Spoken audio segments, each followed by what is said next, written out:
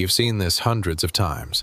A cloud of birds, thousands of them, turning together across an evening sky. You've watched it from a parking lot, a backyard, a highway overpass. And you've probably thought the same thing everyone thinks. Beautiful. Then you moved on. But something is happening inside that flock that scientists couldn't explain for decades. When a falcon attacks, the birds don't scatter. They do the opposite. And when researchers finally measured how the flock responds, the number they found should have been impossible. It broke every model they had. What you've been watching your entire life was never just birds flying together. It was something else entirely. And it starts with a single question no one thought to ask. Pick one.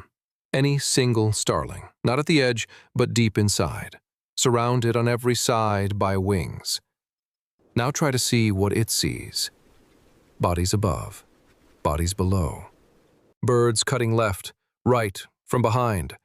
There is no horizon, no overview, no map. From the inside, a murmuration doesn't look like a shape at all. It looks like chaos. And yet, from the outside, the flock moves as one. It stretches, it contracts, it pours itself across the sky like something that knows exactly what it's doing. That bird you chose cannot see any of this. It cannot see the edges. It cannot see the silhouette. It doesn't know if the flock is rising or falling. It doesn't even know how many birds surround it. No bird does. There is no leader, no commander, no bird directing the flock.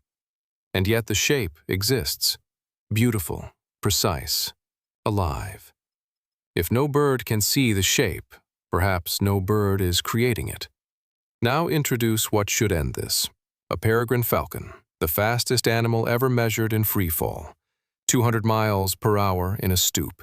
Eyes that resolve detail at distances a human eye cannot. Every gram of it built for exactly this. Finding one bird inside a group, locking on, and closing the distance before the target knows it's chosen. Evolution spent millions of years engineering this predator. Everything about its design says it should win. It dives, and here is where instinct says you already know what happens next. The flock should panic. Birds should scatter in every direction, the way pigeons do, the way most prey animals do. Explode outward, create confusion, save yourself.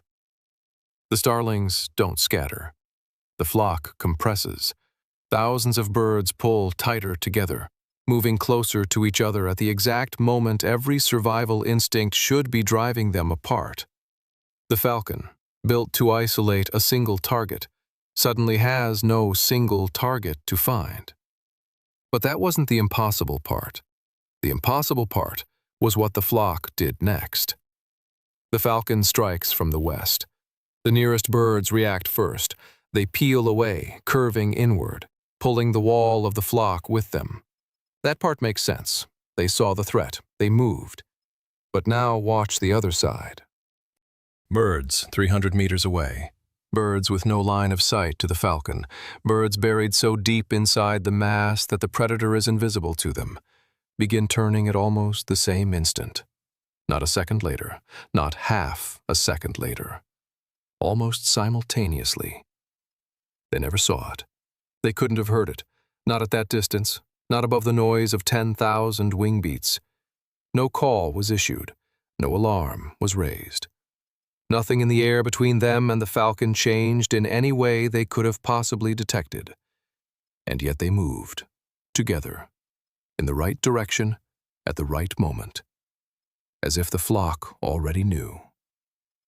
This was the moment scientists stopped studying the predator and started studying the flock.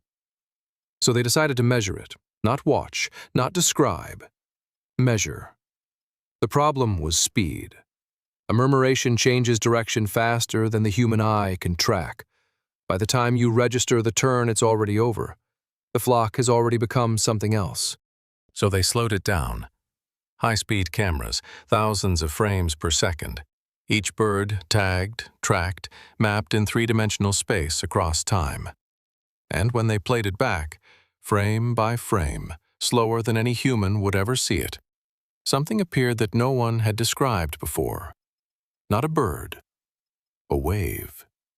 A ripple of motion rolling across the flock, visible only when time was stretched thin enough to see it. One region of the flock would shift, and then the shift would travel, spreading outward through the mass like a pulse through water. The first assumption was obvious: reaction time. One bird sees another turn, follows it, and the movement cascades outward. Simple, mechanical, ordinary. So they measured the speed of the wave. It wasn't ordinary. They weren't measuring birds anymore. They were measuring something moving through them. The number didn't make sense. The ripple, that wave of coordinated movement rolling across the flock, was fast. Not fast the way a flock of birds turning quickly is fast. Fast in a way that created a problem. So they checked the instruments, recalibrated, ran it again. Same number. They ran it again. Same number.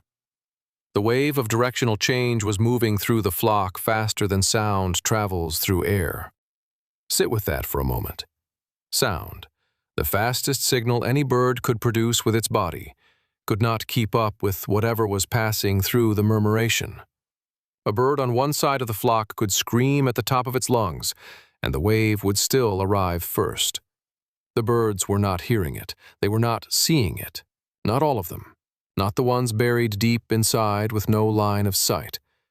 They were not smelling it, not touching each other, not sending any signal that any instrument could detect.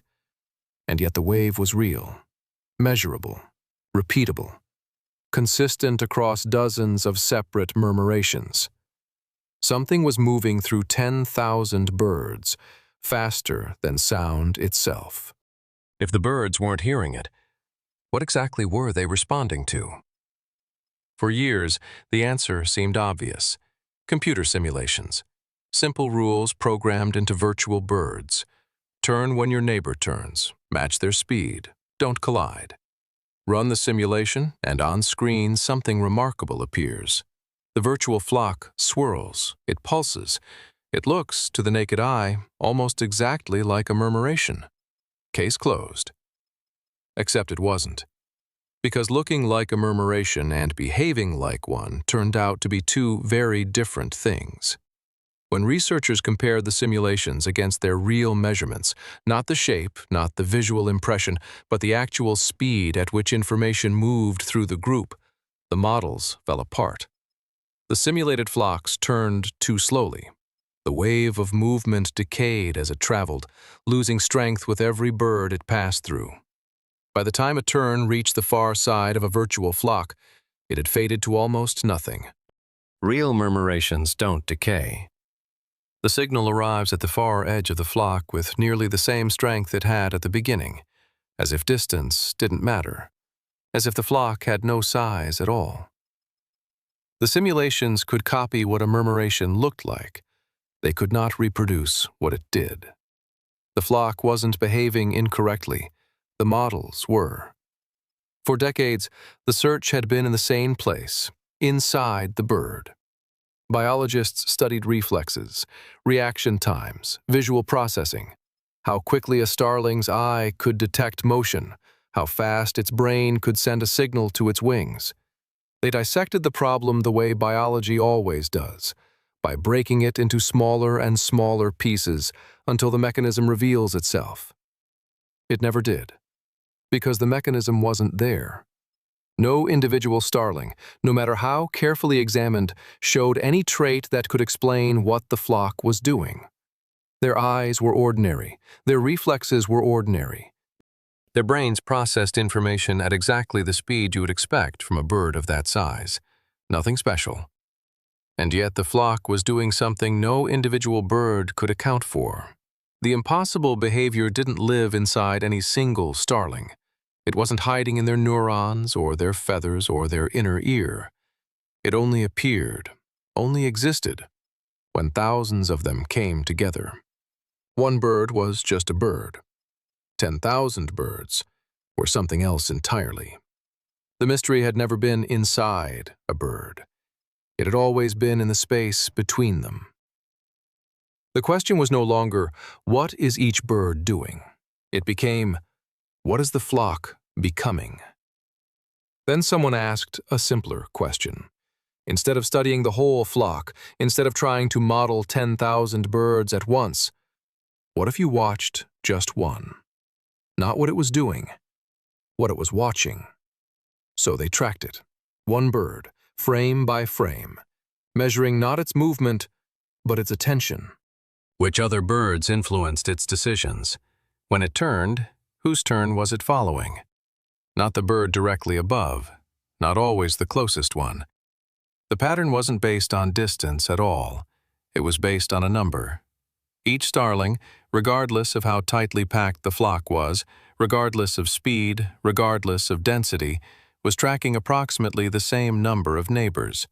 Not 50, not 20, 7. Out of 10,000 birds, each one was responding to roughly 7 others. That was it. 7 inputs, 7 points of reference in a sky filled with thousands.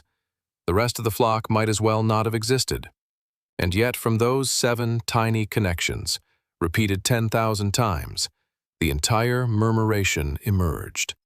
Every turn, every compression, every wave that moved faster than sound. 7. The answer wasn't in the number. It was in what the number allowed. So what did 7 allow? Physicists have a name for it. They call it criticality, the precise point where a system balances between perfect order and total chaos. Not frozen, not random, exactly between. At that edge, something extraordinary happens. Information doesn't decay. It doesn't weaken as it travels. A signal entering one side of the system passes through the entire structure at nearly full strength, as if the system has no size at all. This is not unique to birds. It happens in magnets. At the exact temperature where atoms stop aligning and begin to scatter, information about magnetic direction spreads across the entire material instantaneously. It happens in avalanches. One grain shifts, and the mountain responds as a single body. It happens, remarkably, inside your brain. Neurons balanced at criticality, allowing a thought to travel across billions of cells without fading. 7 neighbors placed each starling precisely at that edge. Not 8, not 6. 7 created the exact condition where 10,000 birds stopped being individuals and became one system, capable of transmitting information faster than any single bird could move, see, or hear. Now return to that evening, the parking lot, the ordinary autumn sky. You were never watching birds. You were watching one of nature's most elegant solutions, a system that learned to think without a brain. The next time that dark shape moves across a winter sky, you won't wonder where the birds are going. You'll wonder how nature learned to think together.